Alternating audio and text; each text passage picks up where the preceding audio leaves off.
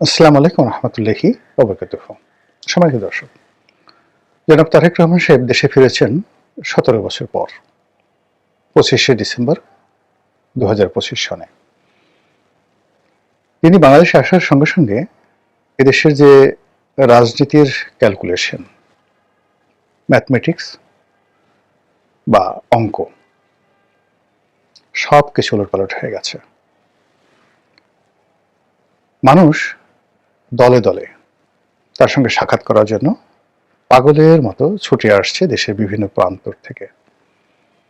তিনি যে অফিসে বসছেন সে অফিসের সামনে রীতিমতো হৈ হৈ রই রই কাণ্ড। ব্যবসায়ী, আমলা, কামলা, দালাল, ফড়িয়া, রাজনীতিবিদ, ধর্মবেত্তা থেকে শুরু করে সমাজের সকল মানুষ সবাই ছুটছেন বিভিন্ন কারণে। কেউ তারেক রহমান সাহেবের সাথে দেখা করার জন্য যাচ্ছেন, কেউ দূর থেকে তাকে, যারা ঢুকতে পারবেন না তিনি গাড়িতে উঠবেন, নামবেন, এ দৃশ্য দেখার জন্য মানুষ সেখানে দাঁড়িয়ে আছে। কেউ সেখানে গিয়ে ছবি তুলছেন। ওখানে যে একটা উৎসবের আমেজ তৈরি হয়েছে, অসংখ্য মানুষ সকাল থেকে রাত্রি অবধি সেখানে দাঁড়িয়ে তামসা দেখার জন্য মোটামুটি নিজেদেরকে সেখানে নিয়োজিত রেখেছেন। মানুষে মেলায় যেতে বা বিপণী বিতানে ঘুরতে, নিউ মার্কেটে ঘুরতে, বই মেলায় ঘুরতে যেভাবে আনন্দ উপভোগ করে, এমনি এই সময়টিতে এসে তারেক রহমান সাহেবের অফিসের সামনে বহু মানুষের যে আগমন, ঠিক এরকম একটা পরিস্থিতি তৈরি হয়েছে। এটার ভবিষ্যৎ কি? এভাবে কি চলতে থাকবে? না। যারা আসছে তারা উৎসাহ থেকে আসছে, উদ্দীপনা থেকে আসছে, আবেগ থেকে আসছে, অনেকে শুধুমাত্র তামসা দেখার জন্য আসছে। এটি ৩-৪ দিন পরে এটা থাকবে না, এটা বাস্তবতা। পরবর্তীতে যে পরিবেশ পরিস্থিতি হবে তাকে নিয়ে কেন্দ্র করে, সেটা হলো তার আম্মা যেভাবে ফিরোজাতে ছিলেন, তার আম্মা যেভাবে ঠিক 2017-18 সনে বিএনপির অফিসে আসতেন, বসতেন এবং মানুষজন যেভাবে স্বাভাবিকভাবে যেতেন, ওরকমই একটা অবস্থা হবে। আগামী জাস্ট কল্প কয়েকদিনের মধ্যেই এই মোহটা মানুষের কেটে যাবে। দ্বিতীয় যে বিষয়টা হলো যে তারেক রহমান সাহেবের আগমনকে কেন্দ্র করে নানা রকম হিসাব নিকাশ হচ্ছে। তিনি হঠাৎ করে এলেন কেন? কে তাকে আনলো? কে তাকে নিশ্চয়তা দিল এদেশে আসার জন্য? তিনি তো আসতে পারছিলেন না। এবং এই অল্প কয়েকদিন আগে তিনি নিজে ফেসবুকে পোস্ট করে বলেছিলেন যে তার বাংলাদেশের আগমন তার একক সিদ্ধান্তের বিষয় নয়, বহু পক্ষ এখানে জড়িত। তো সেই পক্ষগুলো হঠাৎ করে তারেক রহমান সাহেবের ব্যাপারে ইতিবাচক সিদ্ধান্ত কেন নিল? সেই পক্ষগুলো কারা? সেটা কি আমেরিকা? সেটা কি কানাডা, যুক্তরাজ্য, জার্মানি, নাকি ফ্রান্স অথবা ভারত? যারা অতিরিক্ত চিন্তা ভাবনা করেন, বিভিন্ন রকম ক্যালকুলেশন করেন, তারা এসব বিষয় নিয়ে আলোচনা করছেন। এরপর তিনি আগামীতে কিভাবে রাষ্ট্র চালাবেন, দেশ চালাবেন, এর কারণ হলো আজকের এই দিনটি পর্যন্ত আমি এই যে ভিডিওটি করছি, এই দিনের বাস্তবতা হলো 2026 সালের এই দিনের বাস্তবতা হলো মানুষজন ধরে নিয়েছে যে তিনি আগামীর প্রধানমন্ত্রী।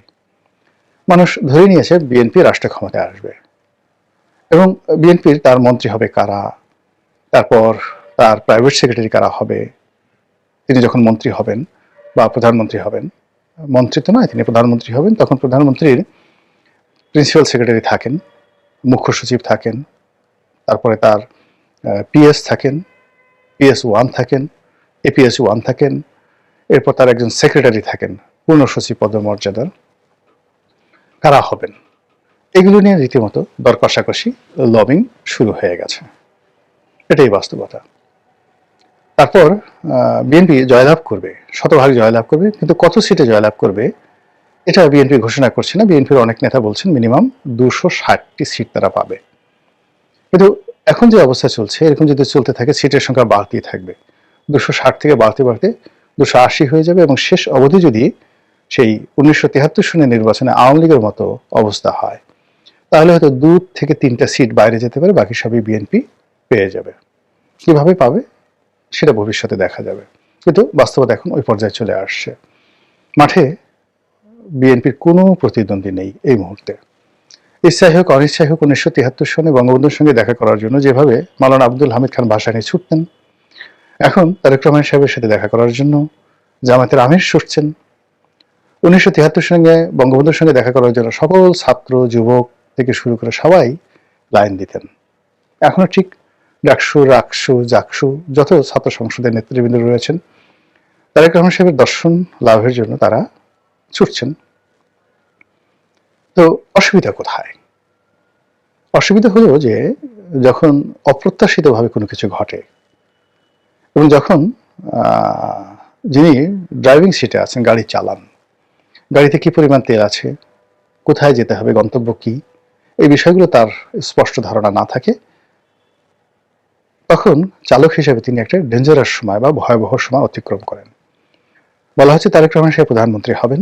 এখন বাংলাদেশের রিজার্ভের অবস্থা কি, অর্থনৈতিক অবস্থা কি, তারপর এই মুহূর্তে বাংলাদেশের টপ 10 সমস্যা কি, প্রধানমন্ত্রী হিসেবে যেগুলো তাকে মোকাবেলা করতে হবে, এই বিষয়গুলো তিনি এখনো চিন্তা ভাবনা করার, গ্রাউন্ড ওয়ার্ক করার সময় পাননি। এর মধ্যে নির্বাচনটি ক্রমশ তার কাছে চলে আসছে। ফলে আগামী যে দিনগুলো তাকে জনসভা যদি করতে হয়, অন্তত 10টি জনসভা যদি করতে হয়, হাতে সময় কই? এগুলো নানা ঝামেলা হবে সামনের দিনগুলোতে। কিন্তু তার সাথে বড় যে ঝামেলা, সেই ঝামেলা হলো তারেক রহমান সাহেব কি জাতীয় সরকার গঠন করবেন, নাকি তিনি ভারতের কোন এজেন্ডা বাস্তবায়ন করবেন? হঠাৎ করে জয়শঙ্কর বাংলাদেশে এলো কেন?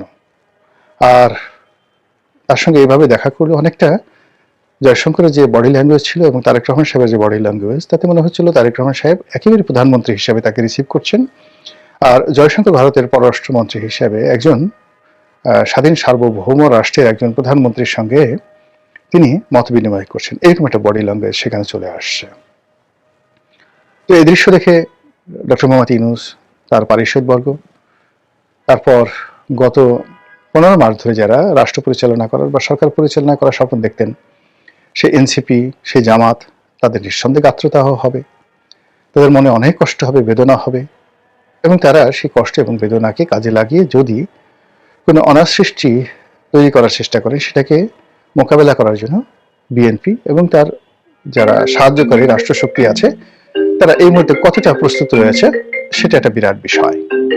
কিন্তু অবস্থা দৃষ্টি মনে হচ্ছে যে বিএনপি এই মুহূর্তে কেবল জনপ্রিয়তায় ভাসছে এবং বিএনপি এই মুহূর্তে রাষ্ট্র ক্ষমতা পরিচালনা করবে, ক্ষমতায় আসবে ইত্যাদি বিষয়গুলো নিয়েই বিএনপি শুধু ভাবছে। এর বাইরে অন্য কোনো চিন্তা বিএনপির মাথায় ঢুকছে না।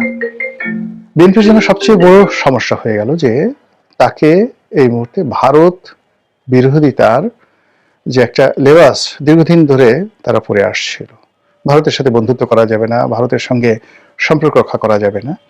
এখন মার্কেটে যে ন্যারেটিভগুলো ছড়িয়ে পড়েছে সেটা হলো যে ভারতের গ্রিন সিগন্যাল পেয়ে তারেক রহমান সাহেব আসছেন এবং আগামীতে তাকে ক্ষমতায় থাকতে হলে ভারতকে ছাড় দিতে হবে।